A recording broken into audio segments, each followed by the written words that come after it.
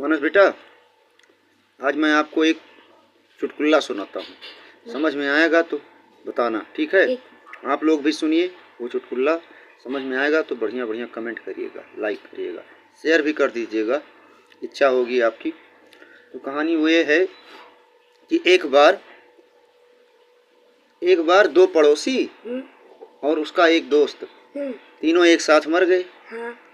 तो मरने के बाद लोग स्वर्ग मतलब ऊपर जाते हैं। जब ऊपर पहुँचे तो वहाँ पर वहाँ का जो जज होता है, अधिकारी, तो उसने दोनों पड़ोसियों को स्वर्ग भेज दिया और जो उसका एक बगल वाला मरा था पुरुष, उसको कहा कि तुम नर्क जाओ।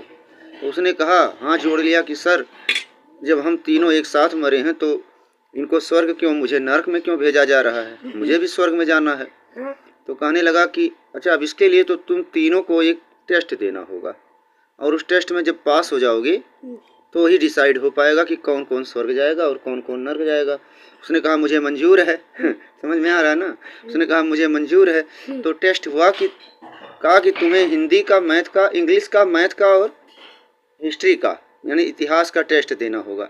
तो पहले दिन जो था क्या हुआ बताओ? पहले दिन इंग्लिश का टेस्ट हुआ, ठीक? तीनों राजी हो गए। तो पहले वाले व्यक्ति से कैट की स्पेलिंग, दूसरे वाले से रेड की स्पेलिंग पूछी गई और पड़ोसी से कैलिफोर्निया की स्पेलिंग, जिसे सुनकर बेचारा पड़ोसी बेहोश हो गया। अब अगली बार जो था क्या था? मैथ का टेस्ट था। मैथ के टेस्ट में पहले व्यक्ति से 2 का टेबल, दूसरे व्यक्ति से 5 का टेबल, बड़ा आसान है। और जो पड़ोसी था उससे क्या पूछा गया?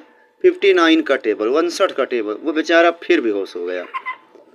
उसके नसीब में कुछ और लिखा है, नरक ही जाना लिखा है। लेकिन अभी एक टेस्ट और बाकी है, ठीक है? वो कौन सा टेस्ट था? हिस्ट्री का, इतिहास का। तो उस दिन जज ने इतिहास के टेस्ट में पहले व्यक्ति से पूछा कि भारत कब आज़ाद हुआ? उसने कहा 15 अगस्त को, सीधा जवाब था, है ना? फिर दूसरे वाले पड़ोसी से पूछा, अच्छा तुम बताओ कि किस आज़ाद तो 15 अगस्त को होता, लेकिन इसमें कितने लोग मारे गए थे? तो उसने कहा सर लाखों लोग मारे गए थे, लाखों लोग मारे गए थे। भाई ये भी सवाल सही था।